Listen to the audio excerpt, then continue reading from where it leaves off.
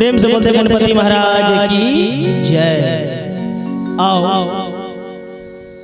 अखन अपना सबके चौरचन पावन सेहो छै और वही दिन से गणेश पूजा सेहो शुरू भ जाय छै।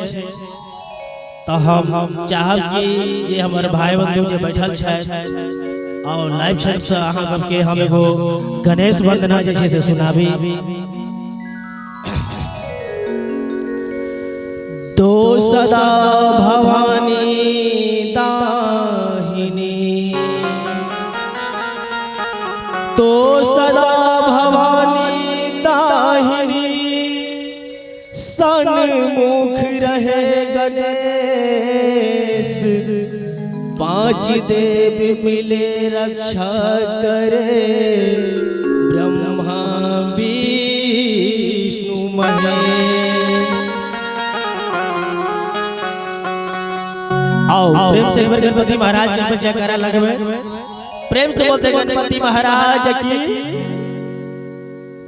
सुमिरन में होइयो ना सहाय, आहो गणनायक देवता, सुमिरन में होइयो ना सहाय, आहो गणनायक देवता, सुमिरन में होइयो ना सहाय, आहो गणनायक देवता, या बहो गणनायक देवता, अब हो गणनायक देवता, या बहो गणनायक देवता, अब हो गणनायक देवता, सुमिरन में होइयो ना सहाय, गणनायक देवता, सुमिरन में होइयो ना सहाय, आहो गणनायक देवता।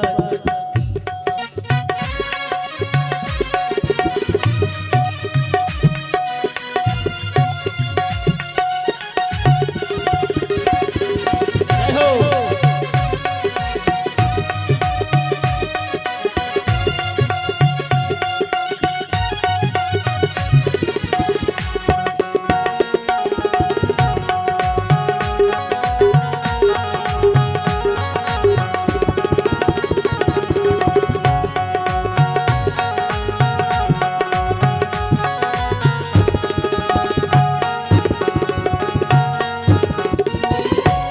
माता गौरा पार्वती, पिता महादेवा, आहो राम, पिता महादेवा, आहो गणनायक देवता, माता गौरा पार्वती, पिता महादेवा, आहो राम, पिता महादेवा, आहो गणनायक देवता, सुमिरन में होइयो ना